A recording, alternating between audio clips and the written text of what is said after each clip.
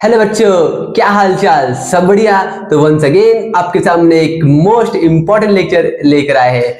आज के इस लेक्चर में हम डिस्कस करने वाले हैं क्लास 10th का साइंस 1 का चैप्टर नंबर 1 जिसका नाम है ग्रेविटेशन। उसका एक मोस्ट इंपॉर्टेंट टॉपिक जिसका नाम है Newton's universal law of gravitation, उसके ऊपर हम डिस्कस करेंगे। बच्चों, ये जो टॉपिक है Newton's law of universal gravitation, ये टॉपिक कभी कभी बोर्ड एग्जाम में पूछ लेते हैं और ये इंपॉर्टेंट टॉपिक है। जैसे हमने पिछले वीडियो में हमने क्या डिस्कस किया था, कैप्लस लॉ के 3 लॉ पढ़ाई किए थे। ठीक है, वो तीनों लॉ बहुत इंपॉर्टेंट है। साथ साथ इस चैप्टर का एक मोस्ट इंपॉर्टेंट कंसेप्ट भी आज की इस वीडियो में हम देख लेंगे। तो बुक और पेन लेके बैठ जाइए और हमारे साथ प्रैक्टिस करते रहिए। Yes, my name is Manish Saini and this is your beautiful channel MS tutorials. तो चलिए बात करते हैं हम किसका, Newton's universal law of gravitation की। तो हेडिंग डाल लेते हैं। ओके, क्या डालेंगे? Newton's universal law of gravitation. हाँ सर, ये तो हमने थंबनेल में देख लिया था, Newton's universal law of gravitation, बराबर थंबनेल में पढ़ लिया था। बुक और पेन लेके बैठ जाइए और हमारे साथ प्रैक्टिस करते रहिए, बराबर। और इसके क्या लॉज, मतलब क्या फॉर्मूलाज है, वो भी हम डिस्कस कर लेंगे। तो पहले बात करते हैं हम न्यूटन सर। अभी हम न्यूटन सर को कौन कौन नहीं जानता, हम सब बच्चे जानते हैं न्यूटन सर क्या है। ठीक है, कौन थे? उन्होंने किसका खोज किया था? ग्रेविटी का। साथ साथ उन्होंने लॉज ऑफ मोशन के ऊपर भी क्या बताया था? थ्योरी बताए थे अपने, बराबर। तो जो Newton's law of universal gravitation है, इसमें हम बेसिकली क्या बात करेंगे? तो सबसे पहले हम बात करते हैं क्या इसके बारे में, ग्रेविटी। इसके बारे में ग्रेविटी। अभी हम ग्रेविटी बात करें तो ग्रेविटी मतलब क्या होता है? क्या होता है? गुरुत्वाकर्षण, बरोबर। गुरुत्वाकर्षण, सही ना? गुरुत्वाकर्षण, ग्रेविटी। ठीक है, ये तो सिंपल ट्रांसलेशन है, लेकिन हम असली मीनिंग समझेंगे। असली मीनिंग क्या है ग्रेविटी का? कि जैसे अभी हम अपने सरफेस पे, मतलब अर्थ के सरफेस पे खड़े हैं, क्यों? Because of gravity. हम ग्रेविटी वजह से हम क्या है, प्रॉपर यहां पर खड़े हैं, बरोबर। साथ साथ अर्थ सन के अराउंड रिवॉल्व कर रहा है, सही? सन के अराउंड रिवॉल्व कर रहा है ना अर्थ, सन के अराउंड, क्यों? Because of gravity. ये ग्रेविटेशन फोर्स की वजह से ही, मतलब अपना जो पूरा यूनिवर्स है वो किस पे डिपेंड है? पूरा ग्रेविटी के ऊपर डिपेंड है। अब ये ग्रेविटी नहीं होता तो हर चीज क्या होता? सब दूर जाने लगते हैं, बरोबर। तो ग्रेविटी एक बहुत ही इंपॉर्टेंट क्या है, फिनोमिना है, बरोबर। ग्रेविटेशन एक टाइप ऑफ फोर्स है जो हर ऑब्जेक्ट के बीच में क्या है, एग्जिस्ट है, सही। तो और बात कर सकते हैं ग्रेविटी क्या? अभी मैंने जैसे मार्कर ऊपर फेंका, ये नीचे आया, सही। क्यों आ रहा है? क्योंकि ग्रेविटी की वजह से। क्या होता है कि कोई भी ऑब्जेक्ट दूसरे ऑब्जेक्ट को अपनी तरफ अट्रैक्ट करता है, बरोबर। इसको हम कहते हैं ग्रेविटी। तो ग्रेविटी, अगर ग्रेविटी में एक बॉडी अगर अर्थ हो, मतलब अगर किसी फोर्स में, ग्रेविटेशन फोर्स में अगर एक बॉडी अर्थ हो, तब उसके लिए हम क्या यूज करते हैं? ग्रेविटी, बरोबर। या फिर दूसरा कुछ ऑब्जेक्ट रहेगा तो हम उसको बोलेंगे ग्रेविटेशन, सही। तो ये एक सिंपल टॉपिक था ग्रेविटी और ग्रेविटेशन फोर्स में। तो हम डिस्कस क्या करने वाले हैं? Newton's universal of gravitation. इसमें क्या बोला गया है कि जैसे अगर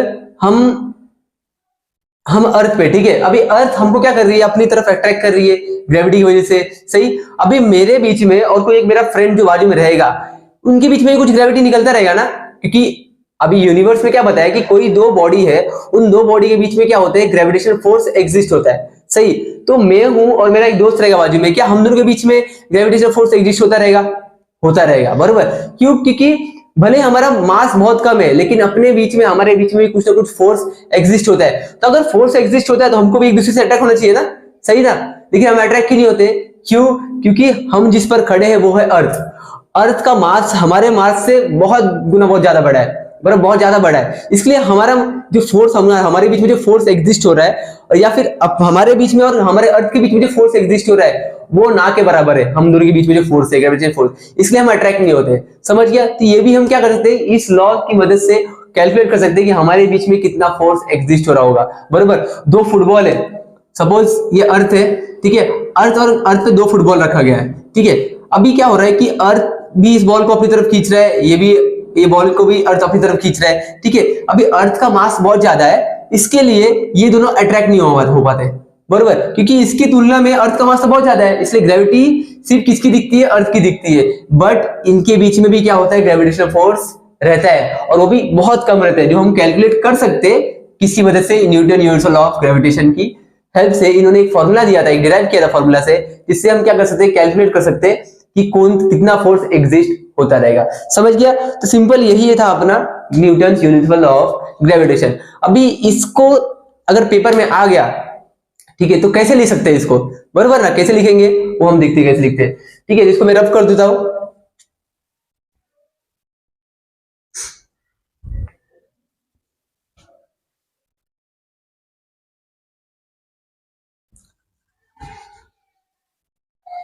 ये बेसिकली कितने मार्क्स का पूछ सकते हैं, 3 या 4 मार्क्स का पूछ लेंगे। तो क्या क्या लिखना है हमें इस पॉइंट पे वो भी देख लेते हैं। सही, तो देखो पहले हम क्या करते हैं, दो बॉडी एग्जिस्ट करते हैं। अभी न्यूटन यूनिवर्सल ऑफ ग्रेविटेशन क्या बताया था कि ग्रेविटेशनल फोर्स होता है एक, वो किसी दो ऑब्जेक्ट के बीच में क्या होता है, एग्जिस्ट होता है। तो सपोज हमने दो बॉडी बनाया, एक सपोज अर्थ, ठीक है, और दूसरा हमने लिया sun, SUN, sun, S for sun. I hope दिख रहा होगा डायग्राम। हाँ, तो अर्थ और सन। तो सपोज कि अर्थ का मास हमने लिया m1 लिया, क्या लिया m1, और सन का मास हमने लिया m2। दोनों का मास अलग रहेगा, बरोबर ना, मास तो अलग ही रहने वाला है। और इनके बीच में डिस्टेंस जो है, ठीक है, वो डिस्टेंस हमने लिया r, क्या लिया r। और जो डिस्टेंस होता है ना, वो हम मेजर करते हैं सेंटर से। कहां से मेजर करते हैं, सेंटर से मेजर करते हैं जो डिस्टेंस होता है, ठीक है, किसी भी ऑब्जेक्ट का, तब जाके हमें डिस्टेंस क्या मिला, r मिला। ये डायग्राम हुआ, बरोबर। अब इसमें हम क्या लिख सकते हैं, थोड़ा लॉजिक लगाओ बच्चों कि अभी ग्रेविटेशन फोर्स अभी जैसे एग्जांपल देखा, अर्थ का मास ज्यादा था, ठीक है, और वो बॉल का मास कम था। तो मतलब जिसका मास ज्यादा होता है, ठीक है, उसके बीच में ग्रेविटेशन फोर्स भी क्या होता है, बढ़ जाता है, बरोबर। मतलब सोचने की बात नहीं है, हमारा क्या सिंपल है कि जो फोर्स है वो डायरेक्टली प्रोपोर्शनल किस पे, मास पर। मतलब जितना ज्यादा मास रहेगा उतना ज्यादा फोर्स एग्जिस्ट होने वाला है, ग्रेविटी बढ़ेगा। तो हम पहला पॉइंट क्या लिख सकते हैं, फर्स्ट ये लिखेंगे कि the force of gravitation between two object is directly proportional to the product of their masses, बरोबर।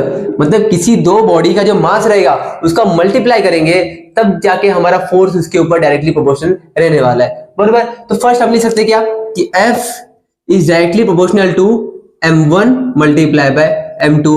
ये हमारा फर्स्ट पॉइंट ये रहने वाला है, सही। मतलब जो अर्थ का मास रहेगा वो और सन का मास रहेगा, उसका मल्टीप्लाई करेंगे, तब जाके हमारा ग्रेविटेशनल फोर्स जो है वो डायरेक्टली प्रोपोर्शनल रहने वाला है, बरोबर।